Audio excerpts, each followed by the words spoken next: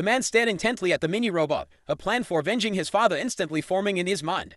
This wasn't just any ordinary robot. With advanced sensors, it could be controlled by thought alone. Its destructive power was truly immense, transforming it into a truly massive, Iron Man-like mech would virtually guarantee the annihilation of all his enemies. Immediately, he dismantled all the electrical equipment in his house, meticulously crafting a battle mech named Musa in 81 days. The next day, he tracked down his enemy, Sambiao, to his hideout. Sambiao thought he was a lamb to the slaughter, and quickly ordered his men to eliminate him immediately. Little did he know, Dabin was aiming to divide and conquer them all. The two underlings were instantly taken care of like ants. Such power was simply terrifying. Seeing Musa's immediate demise, Sambiao was filled with extreme horror, and it was too late to escape after he reacted. But he would never die as easily as his underlings. Dabin would repay blood with blood, violence with violence. That night, Sambiao led her group armed with weapons into Dabin's house, stealing all valuables and setting the house ablaze. Born timid and autistic, Dabin could only cower and tremble, helplessly watching his father consumed by the terrible flames. It was truly heartbreaking for him. A man, to be completely unable to protect his own father. What haunts him more is that even though the police caught Sambiao and his scan, they were released due to lack of solid evidence. Sambiao even publicly marked his weakness. But now, Sambiao has no reason to laugh. Dabin trapped Musa in the car, then slashed the gas tank with his sharp steel claws. Igniting the fuel with a fingertip flamethrower, the gasoline exploded in a fiery inferno, ultimately consuming Sambiao as well. A young man happened to film the scene, but instead of eliminating this witness, Ohama left the scene directly. As soon as he left, the young man uploaded the video to the internet, and in just 1 hour, the number of views exceeded 100 million. Some see the Meg Musa as a symbol of justice, others see him as a terrorist, creating citywide panic. To find the puppeteer behind Musa, the police enlisted Professor Strong, a robotics expert. Luckily, no crews were left at the scene. That day, Hama's computer was hacked unexpectedly.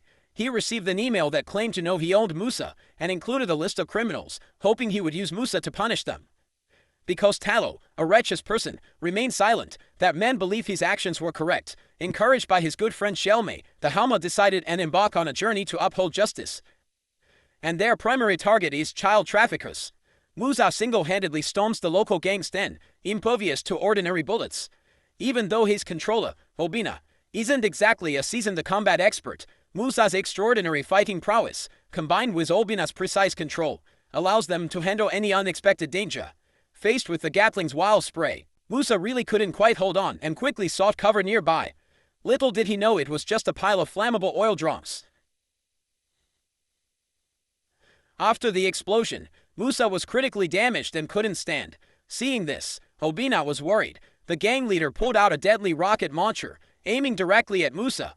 A shot fired. Musa was hit hard again. David also felt a sharp pain, and his nose bled profusely and heavily.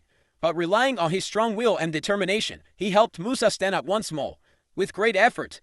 Fueled by rage, the Hama controlled Musa, unleashing power. Each attack devastated foes. Victory seemed assured. Musa kicked him hard. The Hama fell. He then charged at the leader. Things looked dicey, so the boss bolted. But the soldiers weren't letting him get away that easily. In a desperate move, he tried to use a grenade for a suicide attack, only to be kicked off a 100-meter cliff and killed instantly. By the time the police arrived, the troublemakers were neatly strung up just like salted fish at a busy market. All the abducted children were safe and sound, and happily reunited with everyone. After this, Mac Musa became a true hero in everyone's eyes, with his stories indeed echoing through the streets. But soon after, Professor Chan, spotting a suspicious vehicle on surveillance, led a large group of police to track down the soldier. However, a thorough search yielded no real clues, forcing the police to abandon the pursuit. Just then, Chan's son fell seriously ill and needed a lot of money urgently for treatment. So, he approached a wealthy boss who offered to readily solve his financial problems if he handed over Musa. And so, they made a deal. Chan worked all night to create a jamming device. The next day, he hijacked a high-speed train to lure Musa into rescuing the hostages. Seeing the news on TV, Dabing didn't hesitate. He immediately set off with Xiaomei and Musa. The robbers, noticing the commotion, quickly brandish a chainsaw. Musa forcefully opens the train's emergency exit with great strength. Unexpectedly, the opposing side was indeed fully prepared and ready. With the jammer active, the connection between the robot Musa and the sensors was severed, like a sudden internet outage. The soldier controlling him panicked. Immediately, The robber raised a chainsaw, intent on tearing Musa to shreds. Seeing his hero about to be destroyed, the young man rushed quickly to seize the jamming device. The soldier quickly reconnected with Musa and swiftly dealt with the hijackers on the train. But just then, the coupling between two carriages suddenly broke. Musa dashed forward, Superman-like, and with great effort pulled the carriages together, using his body as a temporary breach to allow the passengers to safely evacuate to safety. The force of the high-speed train was immense, tearing Musa apart like paper, causing him to fall right off the train. But that wasn't quite the end of it. The ruthless Jeonji then kidnapped Big Soldier's ex-girlfriend, and cruelly demanded she hand over the Musa men. Knowing it was a trap, Da-bin still went to the location specified by Brother Cheon to save his ex-girlfriend. After learning of Musa's hiding place, Brother Cheon immediately sent his men to search for him. Upon opening the door, everyone froze in shock. Musa was strapped with a time bomb, and a violent explosion erupted. Hearing the explosion, Iron Hero Musa was reduced to scraps. Learning this, Big Strong instantly flew into a rage, but Big Eye stated that even if Musa was destroyed, the design blueprints were in his mind still.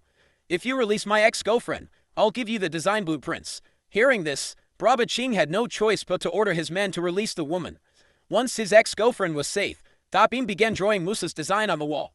Strangely, he used some kind of bizarre venomous trick. Just as Brother Chan was quite puzzled, a large truck suddenly drove up outside, spewing thick black smoke. In moments, all the guards were choked unconscious. Beforehand, Da-bin had coordinated a rescue plan with the hackers. This hacker, leading like-minded friends, planted timed explosives throughout the building. Recognizing the danger, Brother Chan quickly escaped in his car, reluctant to let the blueprints fall into wrong hands. Da-bin frantically erased them from the wall. Just as he escaped, true thugs were outside. Finally, the bomb countdown ended and all was engulfed in flames. Usually, people wouldn't survive this, but Da-bin, protected by protagonist powers, miraculously lived. Soon, he'll build even stronger and better robots to fight for justice and good, ultimately and truly becoming the ultimate bane of all evil.